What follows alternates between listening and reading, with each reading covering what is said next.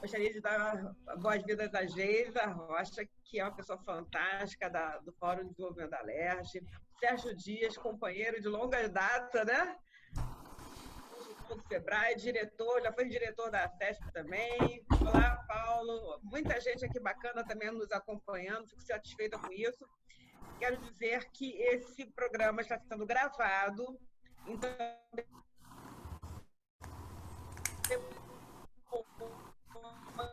as pessoas poderão ver e elas costumam ver o canal do YouTube, entendendo que não é exatamente esse link que está aqui agora, o que eu acho que nem tem link já disponível. Ele não está disponível agora, ele só vai ficar disponível depois do evento, tá bom?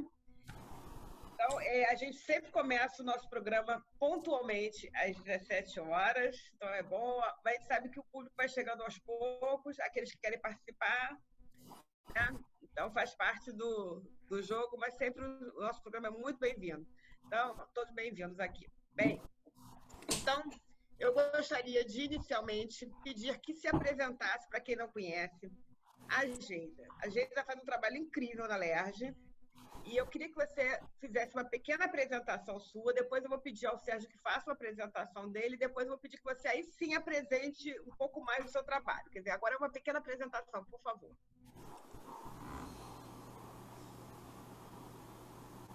Vou botar o meu no mundo.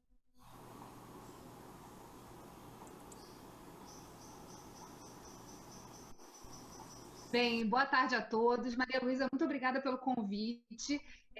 Sérgio, um prazer estar com você também. Eu sou jornalista de formação, pós-graduada em liderança e gestão pública e também em comunicação com o mercado pela SPM, e coordeno na Alerj o Fórum Permanente de Desenvolvimento Estratégico do Estado do Rio de Janeiro. Estou lá há 11 anos no fórum e na Alerj já faz uns 18, 19, eu já perdi a conta. Entrei lá na comunicação social e depois assumi o fórum, coordeno 8 câmaras setoriais que tem como foco discutir o desenvolvimento econômico do Estado.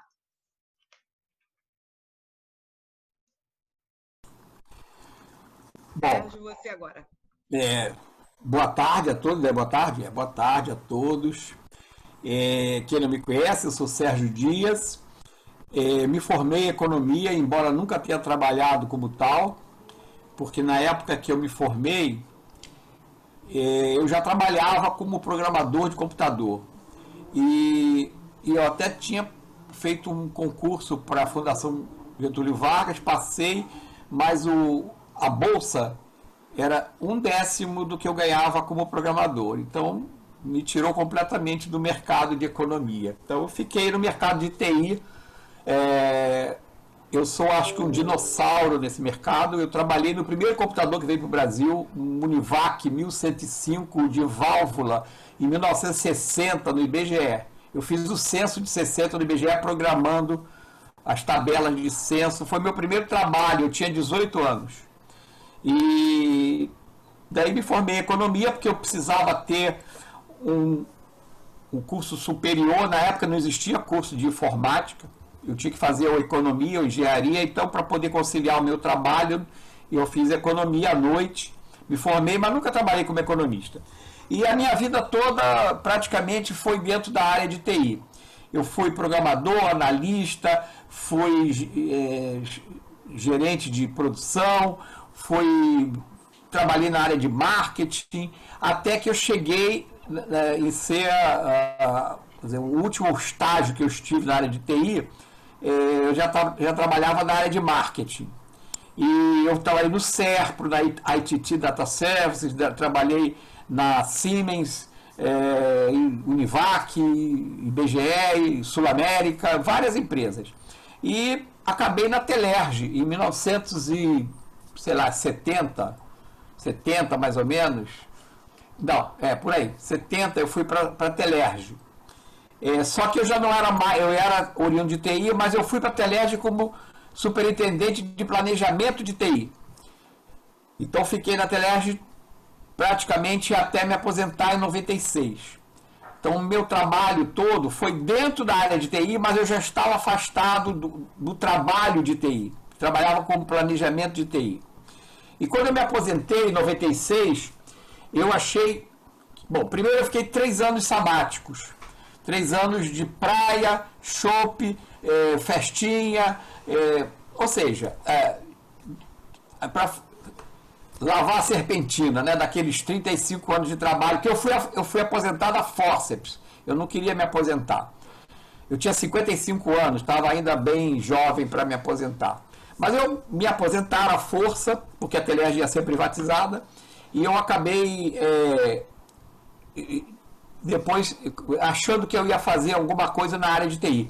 Lendo engano. As crianças já nasciam sabendo mais de TI do que eu. Então, eu falei, não é essa a minha praia. Eu vou fazer o que eu estava fazendo agora ultimamente, que é mais fácil, que é a parte de planejamento e tal.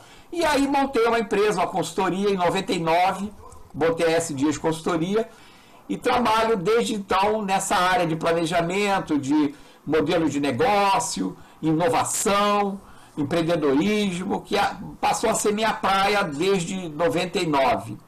Eu trabalho muito para o Sebrae, já trabalhei para a Firjan, para a Petrobras, tudo nessa área de planejamento. E hoje eu tenho essa empresa, eu tenho um canal no YouTube onde eu faço entrevistas com empresários, chama-se Programa One, One quer dizer o negócio é, e estou na mídia aí fazendo palestras.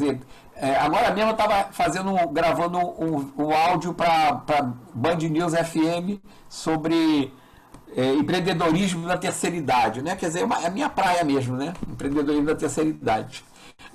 Então é isso, eu estou praticamente desde que eu me aposentei em 96, em 99 eu comecei a trabalhar como consultor, já estou aí há mais de 20 anos no mercado de consultoria. Já fui diretor da SESP, fui vice-presidente da SESP também em algumas diretorias, e hoje eu sou sócio da SESP por romantismo, por afinidade emocional, porque eu não tenho mais nada a ver com TI, praticamente, né? A minha praia é outra, meu foco é outro, mas eu gosto ainda desse ambiente, gosto das coisas que acontecem aí e fico assistindo as fofocas de longe. É isso aí. Por que eu chamei vocês? Eu chamei vocês porque vocês são pessoas que são extremamente agregadoras. E cada uma de uma forma diferente. Eu acho que a Geisa, eu não te conhecia antes de ser presidente da SESP. E quando eu cheguei lá no seu gabinete, eu vi que tinha uma placa de homenagem da SESP para você. E eu falei, nossa, ela é uma pessoa bem importante. E aí eu comecei a observar as coisas que você fazia, as suas iniciativas. E cada vez mais eu me impressiono. Cada vez me impressiono mais com o que você faz, com as pessoas que você mobiliza, com toda a sua iniciativa em prol desse desenvolvimento econômico do Rio de Janeiro e todas as frentes ligadas a emprego, a formação, de educação, as empresas. Então, eu queria que você contasse essa história, se você começou com isso, como é que foi a tua ideia e como é que é o teu trabalho do dia a dia para conquistar todas essas coisas e o objetivo, a meta final. Bem, eu assumi a coordenação, né? Eu entrei na LERJ em 2003. Foi o ano também que o fórum foi criado por meio de uma resolução, então foi definido um departamento na casa para trabalhar a conexão entre o legislativo e a sociedade civil organizada e as universidades. No entendimento de que era necessário estabelecer um diálogo mais próximo, né, chamando as instituições a estarem no dia a dia da Assembleia, podendo trazer temas ligados a desenvolvimento. Como eu entrei na comunicação social, então eu cobria os eventos do fórum e sempre achei o máximo, né, ter essa possibilidade de diálogo, trazendo, mobilizando também um debate mais construtivo. Os anos se passaram, em 2008, o presidente me convida para assumir a direção, a Secretaria-Geral do Fórum, e aí eu falei, olha, super missão, quero isso sim, achava que era importante, né? Quer dizer, dar um outro status. E aí eu comecei, na verdade, olhando o que a gente já tinha pronto desde então. Então, fiz um trabalho todo de resgatar a história do fórum em todas as suas gestões. A gente teve a deputada Eloneide Studart, por exemplo, como secretária-geral do fórum durante um tempo. Enfim, então foi resgatar um pouco a história até aquele momento, pegando tudo que tinha de conteúdo para a gente poder ter esse histórico guardado, né, e à disposição, e olhar o que já tinha sido desenhado. Então, tinha lá na resolução, já tinha toda uma estrutura de 8 câmaras setoriais, formadas por instituições da sociedade civil. Na época, eram 12 instituições que faziam parte do corpo do fórum. A UERJ era a universidade, que trazia, então, essa discussão também da academia, e as demais instituições eram Sistema S, outras associações de pessoal do trade de turismo. Aí eu comecei a conversar sobre isso, né, e a pensar como é que a gente toca esse assunto. A melhor coisa é botar em prática essa questão das câmaras setoriais. Chamei as instituições, convidei, na verdade, fiz um ofício do presidente. O presidente da LERJ é sempre o presidente do fórum, historicamente, né, e pela resolução. E aí eu fiz um ofício do presidente chamando os presidentes das instituições a indicarem representantes para as câmaras setoriais, e aí vieram esses representantes todos, em 2008, para uma reunião em que eu apresentei um plano de trabalho. Falei, olha, a gente vai se reunir mensalmente, vamos fazer uma agenda, vocês vão trazer a agenda um pouco do desenvolvimento, o que é importante. E inicialmente a gente tinha uma ideia de apresentar para eles também os projetos de lei que estavam tramitando na casa e ouvi-los sobre o que precisava ser desenhado. Só que a gente fez um trabalho assim de resgatar os projetos que estavam em tramitação e tal, entregamos esses kits divididos por temática para esses membros, só que eles todos olharam e falaram assim, gente, mas eu não sei dizer se o projeto é bom ou é ruim, se precisa melhorar. Então, assim, eles imediatamente rejeitaram essa questão, entendendo que não era muito a praia o que eles queriam discutir. Né? E cada grupo, na verdade, foi se comportando de uma maneira, mas foi impressionante como um grupo de tecnologia, né, que era o nome da Câmara Setorial, focou em uma coisa única. Geis, a gente tem uma agenda que é a Lei de Inovação Tecnológica. Eu falei, uau, então vamos para ela, né?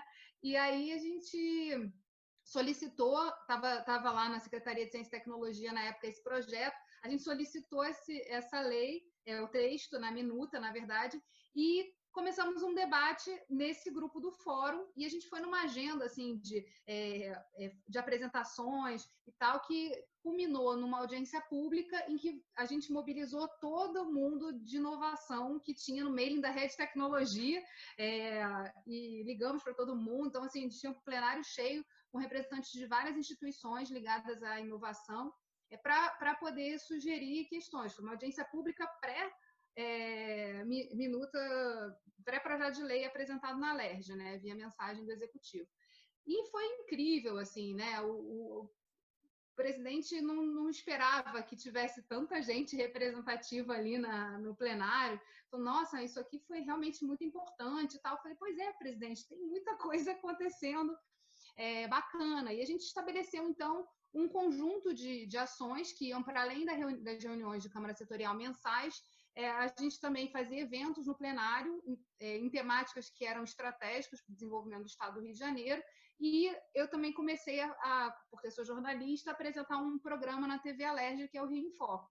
Então, o Rio em Foco semanal, com uma agenda que a gente assim, bebia na fonte do que estava sendo discutido nas câmaras setoriais, o site que a gente foi construindo ao longo do tempo, que é o Quero Discutir Meu Estado, né, que a gente não só registra tudo o que está acontecendo nas câmaras setoriais, mas também traz a discussão, né, dá visibilidade ao que as instituições estão discutindo, o programa, enfim, e a gente foi nessa... E cada ano é diferente no fórum, né? O que é interessante é que ao longo desses anos a gente teve muitos desafios, né? Momentos de manifestações que fecharam a LERJ, né? Botaram lá a LERJ em volta, com grade em volta, e aí você não tinha como mobilizar as pessoas para estarem no Palácio Tiradentes para discutir. Teve ano que a gente fez vários eventos por mês e assim, numa agenda super intensa. E aí, quando chegou a pandemia, a gente já tinha um planejamento, né, de fazer encontros regionais para falar sobre desenvolvimento econômico esse ano. E aí, com a pandemia, a gente falou, uau, temos que rediscutir, reorganizar isso tudo. E foi bacana, porque a gente, assim, tem uma equipe enxuta lá, mas super aguerrida também. A gente pegou e virou toda essa agenda de reunião de Câmara Setorial tornou ela online. Em uma semana, a gente começou a testar o Zoom, que foi a plataforma que a gente acabou escolhendo. Deu certo, a gente falou, vamos começar a reunir o pessoal. E aí descobrimos formas de disponibilizar na internet, no YouTube, no Facebook, para todo mundo poder assistir junto. Começamos um projeto em paralelo de falar sobre o impacto da Covid-19 no desenvolvimento e na economia do Estado do Rio de Janeiro. E aí esse momento agora é um momento bastante interessante, né, de engajamento e de aproximação também dos próprios deputados, que na medida que foram testando essa plataforma também para fazer as deliberações, as votações de projeto, eles também começam a estarem disponíveis para ouvir e para participar desses debates. Então, assim, a gente está num momento bem bacana e sempre, né, com novidades colocadas aí no nosso radar. E é um pouco esse o trabalho que a gente faz lá. Eu aproveitei aí para contar um case que foi até o que gerou o prêmio da CESPRO, mas que foi super disruptivo na época, porque a gente pegou um projeto, uma mensagem do executivo, né, que seria discutida lá e chegaria na LERJ como projeto de lei para ser discutido, e a gente trouxe ele para discutir antes no Legislativo, entendendo que era importante que os deputados entendessem a dimensão da inovação para o Estado do Rio de Janeiro.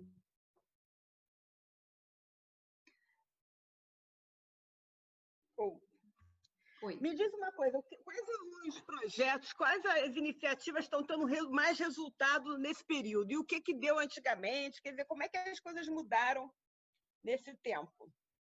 Olha, a gente assistiu aí momentos de assim, muito otimismo do Estado do Rio de Janeiro, né? Então, assim, teve anos do Cristo decolando, né?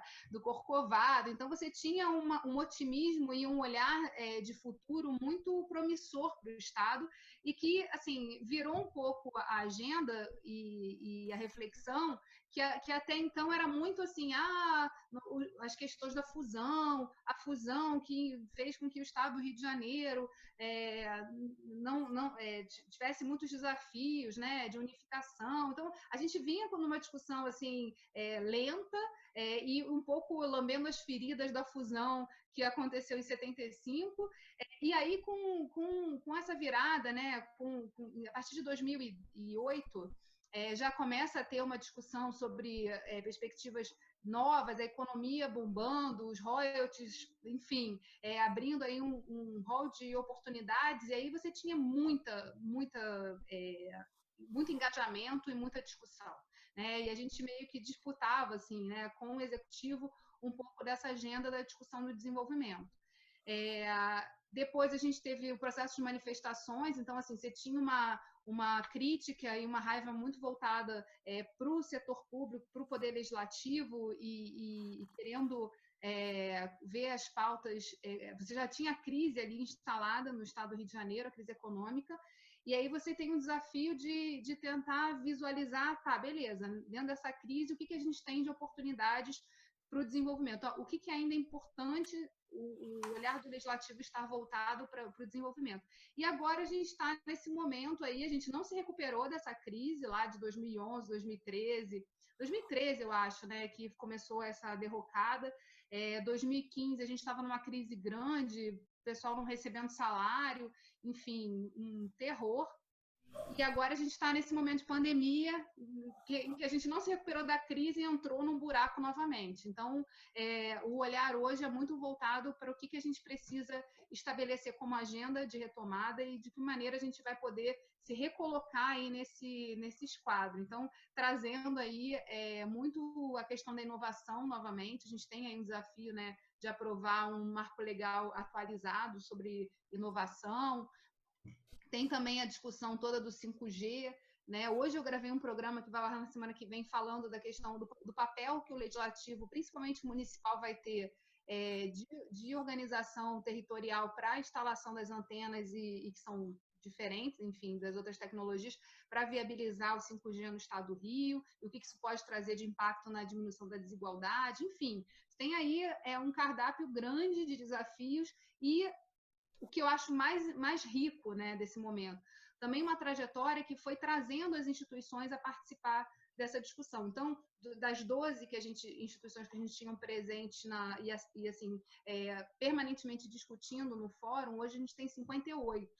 Né? Então, foram aí incorporadas as universidades federais, as universidades particulares sediadas no estado do Rio, a gente tem, enfim, várias outras instituições, a CESPRO fazendo parte do fórum. Então, assim, a gente foi incorporando, o IBGE também entrou, algumas instituições federais que estão sediadas no Rio e que têm muita informação para compartilhar com a gente. Então, assim, a gente foi vendo também que a gente hoje tem um cardápio, né, de visões complementares e diferentes que podem ser ricas para ajudar nessa construção da retomada.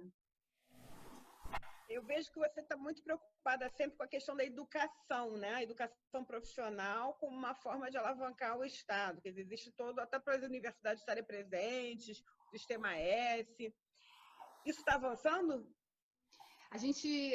A educação ela não tinha Câmara Setorial, né, lá no início, em 2008, e a partir do momento quando a gente estava discutindo todo esse processo de desenvolvimento, né, do Rio de Janeiro, ficava muito claro que o teto de crescimento seria a gente ter gente formada. A gente estava falando de um apagão de mão de obra, né, em 2008, 2009, 2010, e o apagão de mão de obra era, para mim, assim, era o limite da gente conseguir avançar, a gente não ter gente aqui para poder ocupar as vagas que estavam se abrindo, as oportunidades que estavam acontecendo. Então, a gente começou, a partir desse olhar, a gente criou uma Câmara Setorial de Formação Profissional e Educação Continuada, buscamos, assim, uma série de... A gente chegou a desenvolver inicialmente um projeto, mas que não foi à frente, porque faltou ali identificar quem seria o fio condutor, e a gente acreditava que o executivo precisava estar, assim, fincado dentro dele, que foi o Capacita Rio,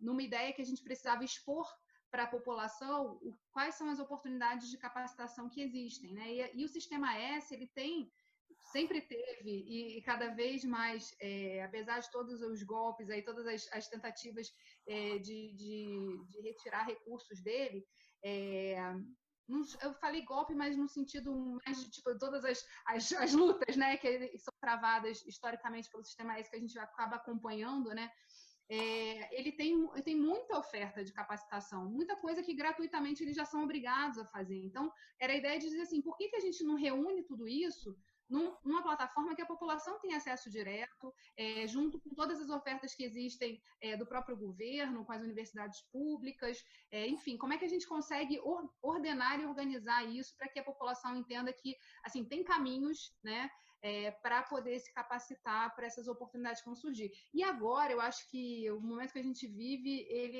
ano passado a gente fez uma série de debates chamado Desafios do Emprego, em que voltou essa vontade de discutir essa temática, né? Acho que voltou, assim, um engajamento das instituições para olhar para esse tema, e a pandemia, acho que isso confirmou o desafio que a gente tem, que é justamente tornar acessível para a população que já saiu do mercado, né?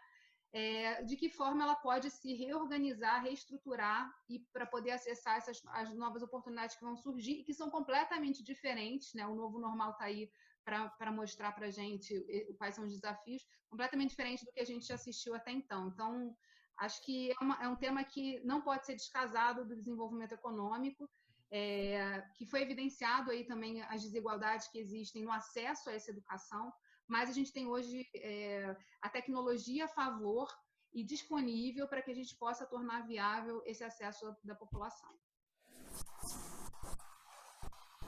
Eu gostaria agora de chamar o Sérgio Dias para falar e expor um pouco da experiência dele, principalmente desse momento final aí que você descreveu, que é esse canal. Porque, assim como a Geisa, que reúne essas pessoas em prol do desenvolvimento, o Sérgio, pela experiência dele de consultor que ele ainda pratica, ele tem um canal incrível que ele chama a gente de todo tipo, com ideias diferentes, com recados interessantes. E eu gostaria que você falasse um pouco disso para a gente unir essas ideias de vocês. A ideia desse canal, ela surgiu até em função do meu trabalho no Sebrae, né? Eu consegui reunir... o meu trabalho no Sebrae, na realidade, ele teve 2 filhotes, né? Um filhote foi um livro que eu escrevi, justamente, a gente estava falando da crise de 2015. Nós estávamos numa crise financeira muito grande em 2015. As empresas estavam numa situação muito ruim, não havia investimento para você crescer, infraestrutura zero. E aí surgiu um problema. Eu tive um acidente. Eu já trabalhava no Sebrae nessa época como consultor, atendendo pequenas empresas e tal, nessa área de inovação, de planejamento. E vendo aquele problema que, primeiro, a gente tinha que sensibilizar os empresários de que eles tinham que inovar para sobreviver, para ser competitivo. Então, inovação para eles era uma coisa muito distante da realidade deles. Eles achavam que inovar era você inventar um foguete para ir à Lua. Isso aqui era inovação. Quando você simplesmente trocar o horário de funcionamento da sua empresa, você está inovando, né? E eu tinha um exemplo clássico disso, que era uma padaria em Jericoacoara, a padaria Santo Antônio, que fica no centro de Jericoacoara, que Jericoacoara hoje é um resort, mas era uma vila de pescadores com 4, 5 mil habitantes no máximo. Tinha uma padaria lá, a padaria Santo Antônio, que abria de manhã cedo, 6 horas da manhã, vendia o pãozinho para o pessoal das pousadas e os pescadores e tal, passava praticamente o resto do dia vazia, as moscas, literalmente as moscas. Aquela com o cachorro deitado na porta, cheio de mosca e tal, a padaria vazia o dia inteiro. Até que um dia o seu Antônio, que era o dono da padaria, percebeu, e aí é que vem essa história de você identificar a oportunidade, a lacuna do mercado, percebeu que a vida da cidade se resumia no seguinte: 90% da população existente na cidade não era residente, era turista.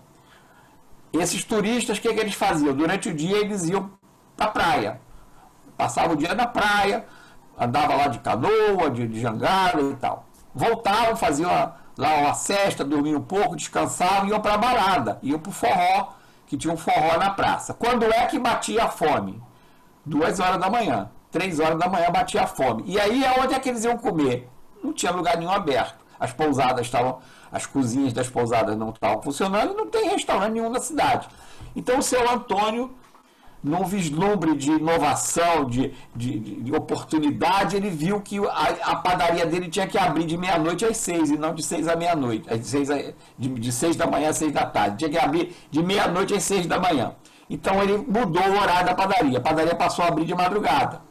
Ela é hoje verbete no Guinness, é a única padaria alternativa no mundo que abre de madrugada, só abre de madrugada. E o seu Antônio hoje está muito bem, porque a padaria dele hoje virou, não é mais uma padaria, já é um centro gastronômico, né? Tem restaurante, lanchonete, tudo. Bom, o que esse homem fez? Ele mudou o horário. A inovação dele foi simplesmente mudar o horário. Processo, não teve nenhum produto, não teve nenhuma coisa que ele tenha que investir para inovar. Eu uso muito esse exemplo para mostrar que às vezes você não está vendo a oportunidade, você está dormindo na hora que a oportunidade está passando na tua porta. Se você passar a noite em claro, talvez você veja a oportunidade passar na tua porta e mude o seu horário, vai dormir de dia e ganha dinheiro de noite, que foi o que o seu Antônio fez. Então, essa coisa de você... Por que eu estou falando isso? Isso até o conto do meu livro. Aconteceu um problema. Quer dizer, a oportunidade tem que te pegar em condições de você estar disposto a aproveitá-la. Eu sofri um acidente, eu quebrei o acrômio do braço esquerdo e o meu braço saiu da articulação, romperam todos os tendões. Eu fiquei simplesmente com o braço pendurado. Eu tive que fazer uma cirurgia. Essa cirurgia me deixou em casa 3 meses de tipóia, sem poder dirigir também sem poder pegar uma condução, me deslocar, porque era complicado. Eu sou uma pessoa imperativa. Eu fiquei em casa. O que eu vou fazer nesse período? O que eu fiz? Eu fiquei juntando todo o meu material coletado, que estava desorganizado, arrumei esse material e escrevi um livro, que se chama Inovar em Tempo de Crise e Fora dela também.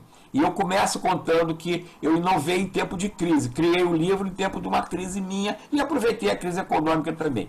Bom, isso foi um primeiro filhote que eu tive no meu trabalho de consultoria do Sebrae. Esse acervo de informação, de experiências, de vivências que eu tive junto a pequenos empreendedores e cuidando dessa parte de inovação. Mais adiante, ainda com esse material, eu pensei o seguinte, e aí é uma questão que entra, que eu acho que hoje em dia pouca gente está pensando nisso, mas que eu acho que vai ser a mola mestra dos negócios daqui para frente, que eu chamo de propósito. Você tem que ter um propósito. O seu propósito não é só ganhar dinheiro com a sua empresa. Você tem que ter um propósito. E o meu propósito era retribuir tudo aquilo que eu aprendi, porque eu me considero muito mais, que eu aprendo muito mais do que eu ensino para os meus empresários lá, o que eu estou atendendo, né? Então, esse acervo de conhecimento, de vivências, de experiências, e eu vi também a dificuldade que tem o pequeno empresário de ter acesso à informação. A informação, não a informação acadêmica, não, mas aquela informação prática, efetiva, que ele pode aplicar da hora. Ou seja, não tem bula, ele abre a caixa e usa, porque não tem bula. Clique aqui e pronto, você está dentro do negócio. Não tem que instalar nada, não tem que fazer nada. Então, essa coisa é longínqua para o pequeno empreendedor. O que eu fiz? O que esse empreendedor precisa saber? Ele precisa ouvir experiências de outros, histórias, causos de outros. Porque às vezes, ouvindo uma história, você, puxa, isso se aplica no meu caso, que é um dos princípios da matriz do Altshuler, né, da inovação. O teu problema já foi resolvido por alguém. Então você tem só que pegar o teu problema, abstrair e buscar a solução que outro teve para uma situação semelhante e depois você introduzir no teu ambiente você consegue ter uma solução. Então, dentro desse contexto aí, o que eu fiz? Eu comecei a procurar pessoas e falei, cara, eu quero fazer um programa, um canal no YouTube de entrevista, você toparia aí? Maria Luísa foi uma das que eu entrevistei no programa, falou sobre inteligência artificial, que desmistificou isso. Ela tem lá o robozinho, né? Como é o nome dele? Magali. Falou da história da Magali. Então, a história da Magali desmistifica a robótica para o pequeno empresário, porque é simples ele entender aquilo. Então, eu trouxe vários empresários, cheguei a pegar um empresário, um garoto de 12 anos, que é empresário.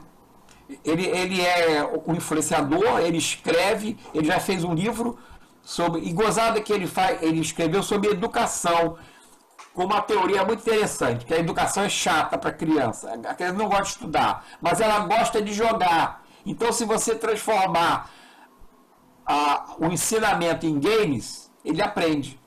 Então você pode ensinar qualquer coisa, se você fizer um game, por gamificação você consegue ensinar a criança e fazer com que ela goste de aprender. E esse garoto com 5 anos, ele fez curso de robótica. E ele desenvolve games e ele hoje o que ele faz? Ele é comentarista de game.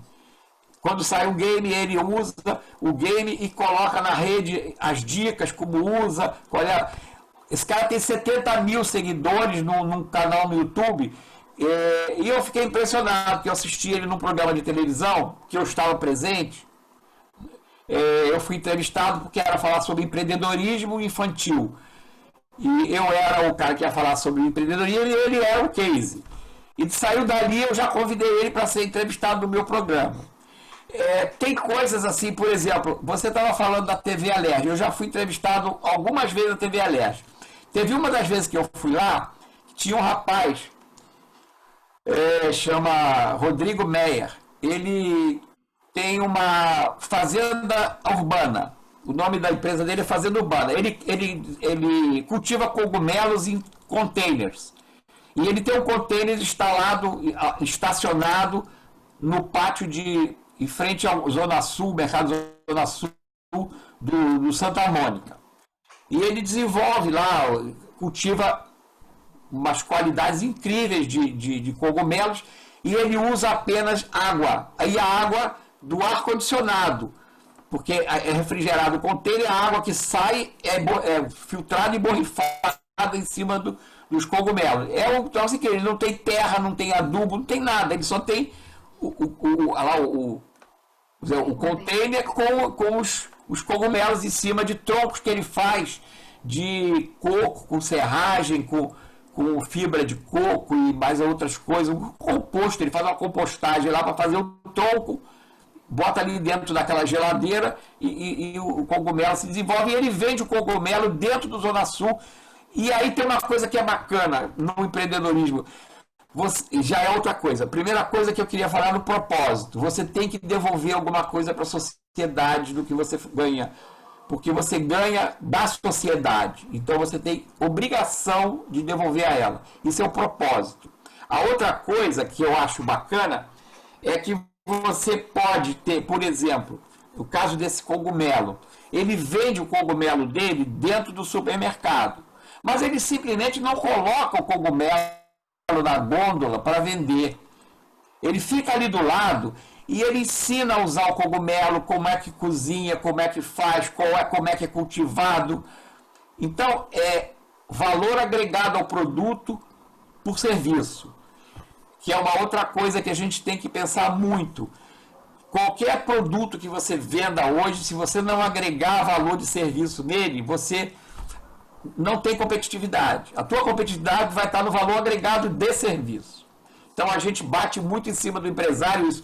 Você não vende um produto, você vende uma experiência, você vende alguma coisa que a pessoa vai fazer. Se é uma maquiagem, ou se é uma comida, se é um sapato, você vai vender uma experiência. Então você tem que dar algo mais para esse cliente, para que ele dê valor a esse sapato, essa comida ou esse cosmético. Então essa coisa do serviço agregado, eu passei a participar também de um grupo da COP, que é um grupo que está trazendo da França uma metodologia que se chama EFC, Economia da Funcionalidade da Cooperação, que é uma coisa que é interessante para o Rio de Janeiro, que eu estava vendo aí. O Rio de Janeiro, ele tem a participação do agronegócio do Rio de Janeiro no PIB é ínfima, é ridícula, é 0,6%. O que acontece? O Rio de Janeiro tem terras ruins? Não, porque o Espírito Santo está aqui do lado, Minas está ali do lado, tem o mesmo tipo de terra, o mesmo tipo de solo e consegue ter produtividade maior, consegue ter participação maior no PIB agrícola. O que está faltando? Está faltando você levar para esse agricultor alguma metodologia ou alguma tecnologia ou alguma abertura para ele entrar no mercado, para que ele possa se desenvolver, porque a gente tem condições de ter uma participação maior da agricultura, do agronegócio no PIB. Eu trabalho muito com pessoas ligadas ao agronegócio. Agora mesmo eu estou atendendo pelo Sebrae uma cooperativa agropecuária de Carmo. Eles têm uma manteiga que tem a marca da manteiga, tem 106 anos. Imagina uma marca durar 106 anos. Nem a Kodak durou isso. A marca chama Relógio, o nome da manteiga. Essa manteiga tem 106 anos de marca. Essa cooperativa ainda trabalha no sistema artesanal de fazer essa manteiga. Por que essa manteiga não vai para o mercado? Porque ela é de altíssima qualidade. Por que ela não vai para o mercado? Eles não têm canal, eles não conseguem chegar, não conseguem ter visualização disso. E aí eu estou fazendo trabalhos lá para mostrar que eles podem chegar nisso. Coloquei essa cooperativa dentro desse grupo da COP, para poder desenvolver essa metodologia. O que é a economia da funcionalidade da cooperação? É exatamente isso que eu estou falando, é você agregar valor de serviço ao teu produto. Então, não é só vender a manteiga, é você ensinar a usar a manteiga, a conservar a manteiga. Sim, você queria falar, Geisa? Você está falando de um tema que também me mobiliza muito lá na LERJ, né? A gente tem uma Câmara Setorial de Agronegócios e criamos um grupo de trabalho para discutir as oportunidades do selo arte para o estado do Rio de Janeiro. Em determinado momento dessa discussão, o grupo assim, reúne mais de 100 pessoas. Em determinado momento, a gente viu que o problema, antes de ter o selo artesanal, de identificar quais são os produtos artesanais do estado do Rio de Janeiro, a gente precisava ter o CISB, porque o Rio de Janeiro não estava integrado ao sistema de inspeção brasileiro. Ele andava assim, destacado disso. Todos os estados já tinham feito, menos o Rio de Janeiro. A gente fez todo um trabalho com a Secretaria de Agricultura, eles fizeram, agora finalmente entraram, a gente tem o sistema de inspeção brasileiro, que por si só já viabiliza você ampliar a fronteira, quer dizer que todos os produtos do estado do Rio de Janeiro que tem esse selo, que vai começar aí a ser trabalhado com o Ministério da Agricultura, ele já pode ser vendido fora do estado do Rio de Janeiro, sem ainda ter o selo arte. Agora, você, por exemplo, está falando dessa cooperativa e dessa manteiga. Ela poderia estar sendo avaliada, sendo trabalhada, todo esse histórico dela, etc., para ela ter um selo arte, né, e poder expandir fronteiras. E tem uma coisa que o Rio de Janeiro assim, subestima, que é que o Rio vende, né? O Rio é marca, o Rio é sexy, as pessoas compram porque é do Rio de Janeiro. Né? Então, imagina essa manteiga, você fala, poxa, tem 107 anos e é do Rio de Janeiro, né? Do estado. Sim. Então, essas coisas. Tem uma outra coisa também que eu estou trabalhando nesse momento, que eu identifiquei isso através de um cliente que eu estou atendendo, né, que é uma pequena empresa também, uma empresa produtora de eventos da área de economia criativa. É o problema do patrocínio para a atividade cultural. O que acontece? A maioria vamos dizer, dos eventos culturais, eles vão buscar patrocínio com dinheiro público. Lei Rouanet, lei de incentivo ao ICMS, ao ISS, e poucos pequenos produtores ou pequenos artistas, ou artistas de pequeno porte, conseguem ter acesso a isso. Então acaba que a Lei Rouanet, eu acho que ela foi uma coisa incrível em termos de ideia, porém a aplicação dela acabou sendo invertida, né? Quer dizer, ela devia ser melhor para o pequeno produtor, para aquele que está iniciando. As startups seria uma incubadora ou uma aceleradora de startups culturais. Não é, ela só está bancando gente que tem bilheteria. O que eu estou fazendo junto com o Sebrae? Estou pegando o pessoal da economia criativa, pegando o pessoal de serviços, juntando os contadores. Vou fazer uma reunião, uma live só com contadores e mostrar para eles o seguinte: qualquer empresa pequena, média ou grande, qualquer empresa pode ser patrocinadora cultural, porque todas as empresas formais pagam imposto. Então você tem uma série de benefícios retirados do imposto, que se você juntar um pouquinho de imposto que eu pago, um pedacinho disso aí, junta com outro, eu consigo montar um evento, ou bancar uma exposição, ou bancar um artista. O que acontece? E a minha visibilidade, eu não estou gastando nada, porque eu já paguei o imposto. Eu não estou tirando dinheiro meu. Eu estou destinando parte do meu imposto para uma atividade cultural. Porém, o pequeno empresário, eu não gosto de chamar de pequeno empresário, dá a impressão que é um empresário, não. O empresário de pequeno negócio, ele não enxerga isso, ele acha que patrocinar um evento é uma verba enorme. Não, ele pode destinar pouco dinheiro para aquilo. Claro, o dinheiro dele vai estar num bolo, ele vai aparecer, claro, não vai aparecer no outdoor, vamos dizer, no horário nobre de uma TV, mas a marca dele vai estar presente no evento, ele está sendo referente, ele pode ter espaço no evento para estar expondo o produto dele. Quem é que pode trazer isso para a gente? Os contadores, que têm as pequenas empresas na mão. Então, um contador que tem 40, 50 empresas, ele pode juntar essas 40, 50 empresas e bancar, por exemplo, um evento.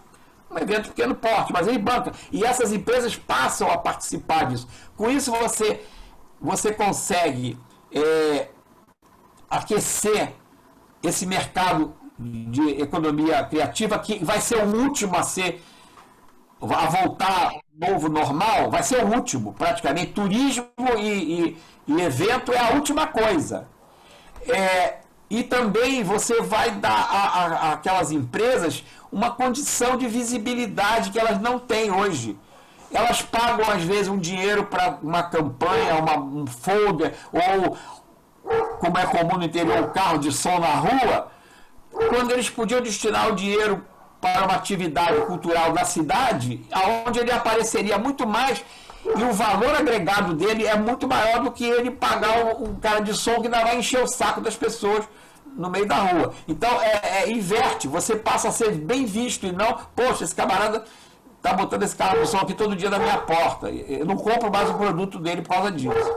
Então, essas coisas, você enxergar onde tem oportunidade, faz parte desse negócio do empreendedorismo, da inovação. Então, o meu trabalho tem sido esse. Por que eu faço isso nesse canal e usei isso no livro? É trazer essas coisas, esses pulos do gato, essas ideias, assim, pô, o cara teve uma ideia, eu vou aplicar isso no meu negócio também. E você acaba tendo sucesso. Bom, eu agora o meu programa está na 4ª temporada já. Eu já tenho mais de 50 entrevistas lá. E eu agora dei uma parada e vou reformular o programa. Como é que eu vou fazer agora? Eu vou fazer pequenos vídeos de orientação. Por exemplo, um dia eu vou falar de atitude inovadora. O que é uma atitude inovadora? O que é planejamento? O que é inovação? O que é propósito? E começar, coisa assim de 5 minutos, e trazer alguém que é o exemplo daquilo. Tá certo? Esse cara é o exemplo de atitude empreendedora. Essa pessoa aqui é exemplo de propósito. Esse aqui é exemplo de planejamento. Ele conseguiu planejar. Então, mostrar. Quer dizer, eu vou introduzir um pouquinho de teoria, mas com aquela coisa prática. Eu pensei no garoto que eu entrevistei. Ficar só dando teoria para a turma não interessa. Você tem que botar alguma coisa lúdica, interessante, para que ele possa se interessar pelo conteúdo. Então, até usando essa ideia dele, eu estou mudando o meu programa. Eu já gravei alguns. Eu estou querendo fazer uma série. Então, fazer série sobre como abrir uma empresa. Então, faço uma série de 4, 5 vídeos explicando. Não é só a parte legal da empresa, mas é o negócio do planejamento, de você identificar a oportunidade, de se adequar, ver se aquela oportunidade se adequa com a tua habilidade, porque às vezes você vê uma oportunidade, mas eu não tenho habilidade nenhuma para atender essa demanda.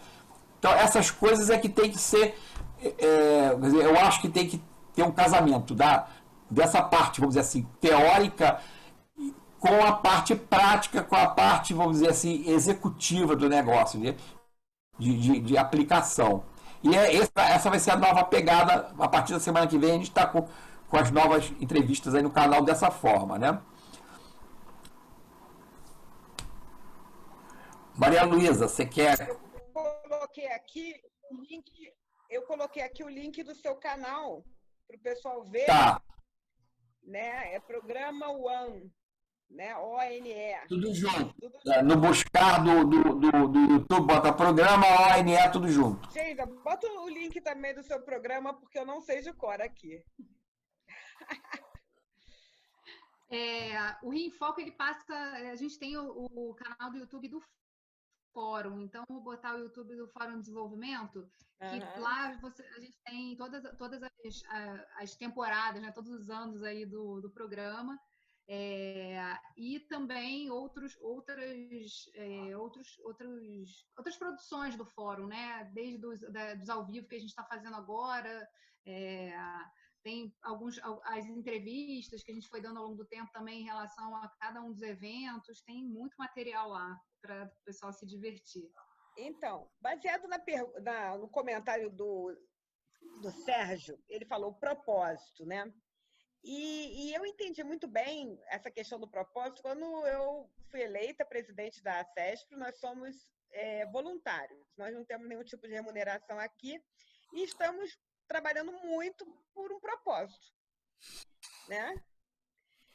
E toda essa relação com o ecossistema, com a Alerj, que são nossos representantes, com o próprio executivo, isso tudo é muito necessário, né? Nós precisamos o tempo todo estar próximos, porque, sem dúvida alguma, esses deputados estão trabalhando e o executivo trabalha, as instituições trabalham com o propósito de progresso, de progredir com o Estado, com tudo mais. Mas a gente vê, assim, no dia a dia, não digo no nosso caso particular, mas no Brasil, que às vezes há um esforço enorme e parece que as ligações não se fazem de forma objetiva. As pessoas se encontram, se veem, mas não conseguem criar uma agenda de execução em que as coisas sigam. Então, como a gente está com 10 minutinhos para fechar, eu queria que vocês me dissessem o que falta para a gente conseguir essa liga.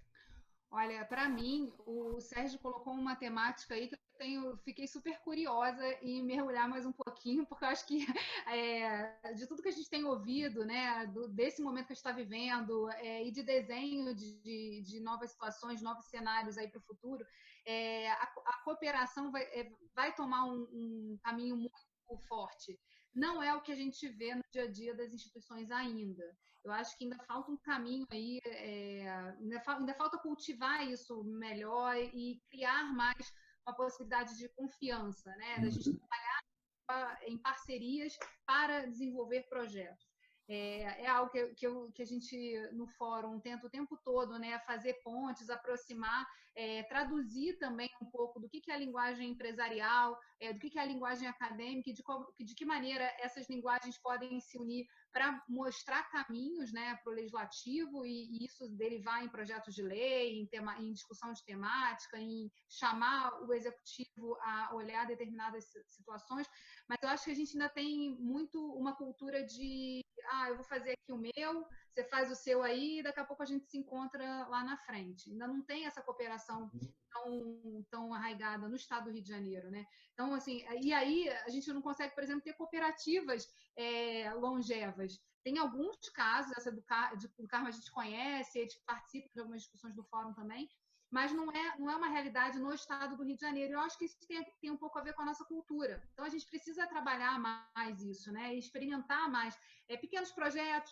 pequenas ações que possam gerar uma impressão de que a gente consegue avançar com mais força. Momentos de crise são momentos que a gente pode aproveitar, né? Já que todos estamos no mesmo barco, a gente começar a remar para o mesmo lado.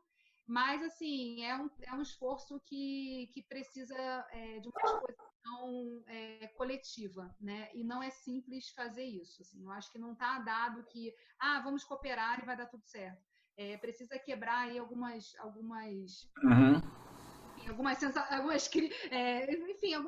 um perfil mesmo, né? Tipo, eu faço, eu me basto, eu consigo chegar lá.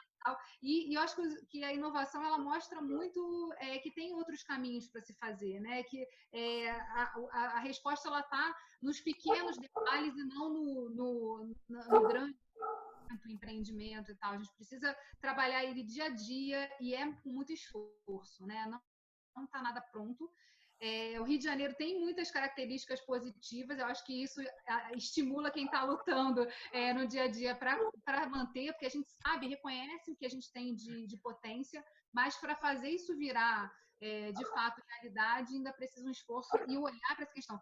Funcionalidade também, né? No poder público, assim, o tempo todo a gente precisa sempre estar se questionando para que eu estou fazendo isso, por que eu estou fazendo, o que eu pretendo com isso e explicar isso para as pessoas, porque também não é simples.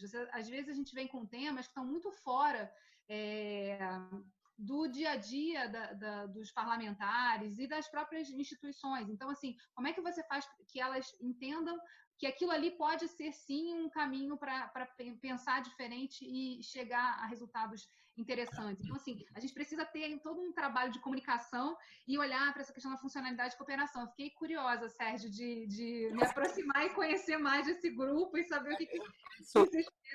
Depois você me passa um e-mail teu que eu posso te mandar algum material sobre isso e até te colocar no grupo, se você quiser participar. A gente tem fóruns que ocorrem mensalmente, a gente traz empresários, traz pessoas que já estão envolvidas com isso, porque o cerne dessa metodologia de economia da funcionalidade da cooperação é você desmistificar o negócio da posse do bem e você transformar isso em uso do bem. Então, aquele negócio de você... Vem um pouco daquela economia circular, mas não é bem a economia circular. O que difere da economia circular é que não é só o reaproveitamento daquele produto, daquele bem. É você agregar valor a ele e criar um novo bem, ressignificar aquele bem, voltar ele para o mercado sem ter que descartar. E aí você cria esse agregado de serviço, ele gera uma quantidade enorme de mão de obra para você fazer. Por exemplo, vamos pensar, você faz uma roupa, em vez de você vender a roupa, você aluga a roupa por 3 meses. Daqui a 3 meses você devolve aquela roupa, ela vai ser ressignificada, ela vai ser reigienizada, vai ser totalmente... Ou seja, vão passar por uma reforma daquela roupa para voltá-la para o mercado, para ser alugada de novo. Quanta gente está envolvida nisso? Não é simplesmente você vender a roupa. Aquela roupa virou um bem circular. Então ele precisa ter manutenção, precisa ter gente que recolha a roupa, que entregue a roupa, que leve para a costureira. Então você aumenta a quantidade de mão de obra em cima do produto com esse valor agregado de serviço. Outra coisa que é bacana é que ninguém consegue fazer tudo sozinho. Então você tem cooperação. Então o teu negócio só existe porque tem um monte de gente te ajudando. Então você cria essa ideia da cooperação entre as pessoas que vão ajudar a botar valor agregado no teu produto. Tá certo? Então é basicamente em cima disso. Bom, isso está ainda começando, mas eu acho que vai ter um espaço grande para isso.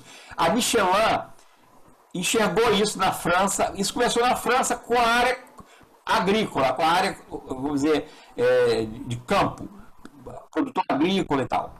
A Michelin enxergou isso, mudou o modelo de negócio dela, não vende mais o pneu, ela vende rodagem do pneu, quilometragem do pneu. Para avião, ela vende pouso e decolagem. Então você aluga um pneu para, sei lá, 300 pousos e 300 decolagens. Então você vai pagar um valor por pouso e decolagem. Aquele pneu volta, sei lá, retrabalhado para voltar ao mercado. O pneu do automóvel é calculado, onde você anda, que veículo você tem, então você aluga por quilometragem. Ou seja, você deixou de comprar o bem, você passou a ter o uso do bem. Basicamente, a Michelin enxergou isso e está fazendo isso. No outro dia eu participei de um fórum na Firjan, que estava o diretor da PSA, Renault, Peugeot, Renault, Citroën Renault, Citroën Peugeot, PSA. E o diretor da Michelin. E eu provoquei os dois, porque os dois estavam falando lá de recuperação econômica. Eu falei, vocês estão pensando na EFC? Vocês vêm da França, vocês têm que estar sabendo o que é. E aí o cara da Michelin falou, não, nós conhecemos, estamos aplicando e vamos aplicar no Brasil. Então eu vi que esse negócio está... Na hora que isso entrar na grande empresa, vai deslanchar, porque a pequena empresa ainda não tem, consegue fazer eco para essa coisa subir. Mas isso é interessante. Agora, no que você falou, tem duas coisas que eu queria colocar. Primeiro, você falou uma coisa aí que eu não concordo integralmente. Quer dizer que nós estamos no mesmo barco, nós estamos na mesma tempestade. Tem gente que está de iate, tem gente que está agarrado num tronco. Isso é a grande realidade. Você tem gente que está... Essa quarentena foi umas férias. O cara está bem instalado, ele tem receita, ele tem renda, tudo bem, ele estava instalado em casa, não tem. O outro estava agarrado num tronco, então ele estava no iate, o outro estava agarrado num tronco. Então estamos na mesma tempestade, em barcos diferentes, com recursos diferentes. Mas tudo bem, a tempestade está para todo mundo. Outra coisa que eu acho interessante é essa questão voltando ao propósito, que a Maria Luísa estava colocando também. O propósito, ele precisa ser a tua causa. E aí é que eu digo para o empresário, você tem que ter uma causa, e essa causa tem que causar. Se você não consegue fazer com que a tua causa cause, não adianta você ter a causa.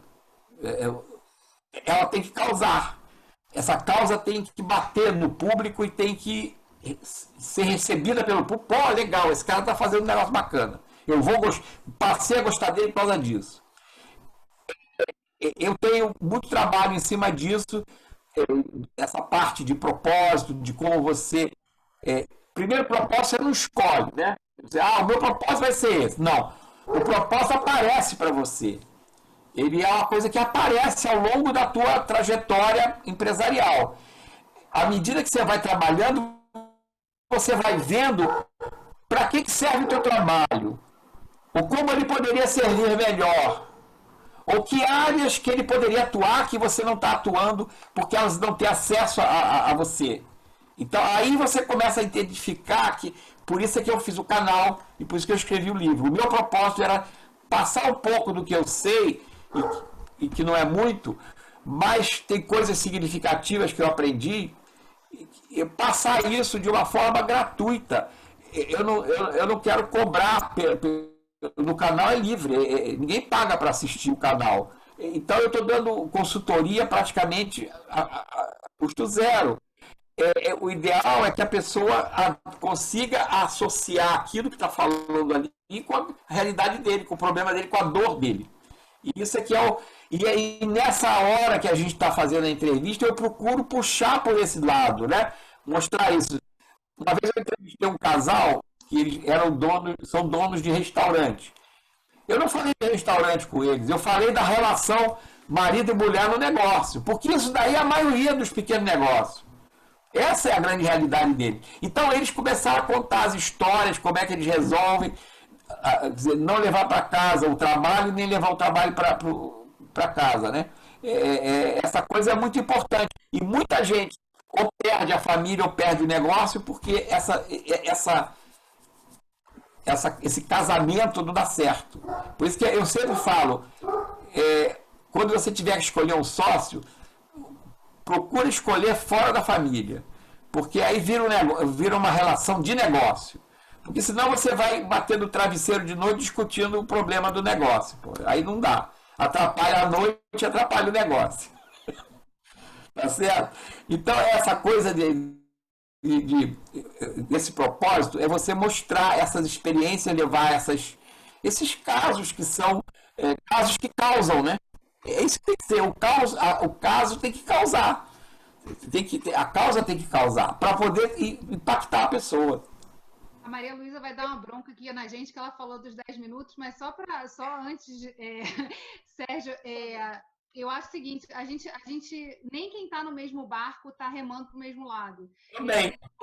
Na pandemia, quer dizer, nesse pandemônio que a gente está vivendo, tem de tudo e a gente excluiu uma quantidade gigantesca de pessoas. O pessoal da CEPAL já diz que a gente atrasou 10 anos aí no crescimento. E isso já estava também previsto nesse mundo da sustentabilidade, né? 2050 como sendo um ano que a gente não vai conseguir chegar lá porque não vai fazer o que precisava ser feito. E a gente sabe hoje o que precisa ser feito, que é o pior. Mas, assim, tem uma temática que a gente trata muito, né? Diversidade e inclusão, e uma frase que eu acho que poderia ser interessante para a gente refletir, né? Que diversidade é convidar para a festa, inclusão é chamar para dançar. A gente precisa chamar as pessoas para dançar, sabe? Tipo, e aí, assim, a gente encontrar o ritmo que vai levar a gente até sair até para uma outra música, porque assim não é só lamentar o que já aconteceu, o que já passou, é olhar para o futuro e dizer como é que a gente se comporta, como é que a gente sai dessa, como é que a gente vai dessa para uma melhor, e não precisa morrer, né? Quer dizer, pode ser melhor, e a gente tem instrumento para fazer isso. Então acho que é um pouco a ideia de que a gente precisa trabalhar para chamar as pessoas para dançar, e quem está no barco, quem se reconhece barco, poder remar para o mesmo lado, pelo menos. Eu acho que uma coisa que você falou, Geisa, que também tem a ver com o barco, é a questão que você falou o Rio de Janeiro não ter a cultura da cooperativa. Eu acho que o Rio de Janeiro, talvez por causa daquele passado de capital da nação, vai risco. Mesmo princípio que você não quer, você se afasta dos outros estados, dos outros locais, né? Mas também pode ser que você ame cultuar aquela relação local. E a gente talvez tenha uma postura mais nacionalista, em que a gente se vê no Brasil e levante pautas nacionais, mas esquece de ver aquele momento local, de se relacionar melhor com o local. E aí, o que acontece? A nossa tentativa de colaborar, ela falta fundamento, porque a gente não está enxergando o outro. A gente não está enxergando a realidade que está ao lado. Então, a gente pode estar cheio de boas intenções, mas a gente não consegue, porque é algo que é diferente. Então, talvez a intimidade fosse uma forma da gente se relacionar mais, entender mais o que é, e aí ter uma real inclusão, né? Porque eu acho que a pandemia é um pandemônio em diversos aspectos, mas talvez pode ser que a gente saia mais consciente da nossa localidade, dos negócios locais, pode ser que até sirva para a gente reestruturar nosso mindset, né? Aquela palavrinha da Mara, e pensar melhor como é que é essa economia local. Quem sabe?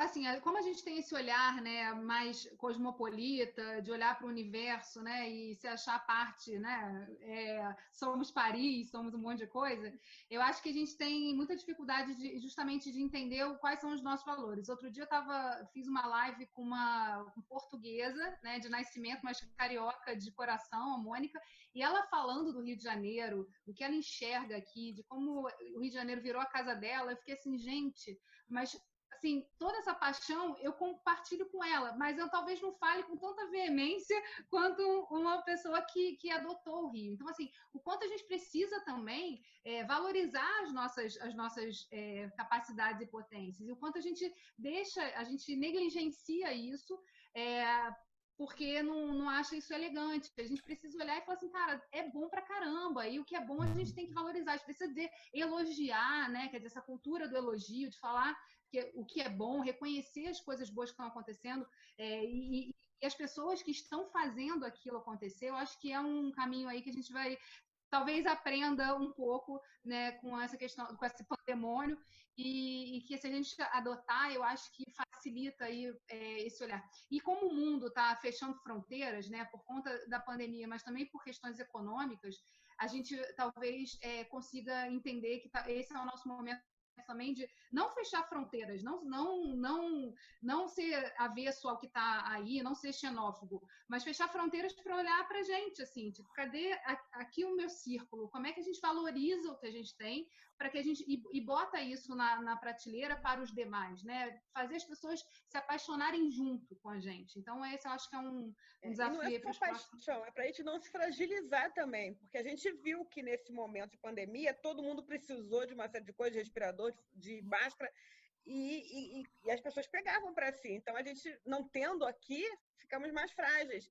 Então, se a gente tiver menos, com mais capacidade, a gente fica menos frágil, tudo tem uma consequência maior. Melhor. Então, gente, eu acho que está no fim, né?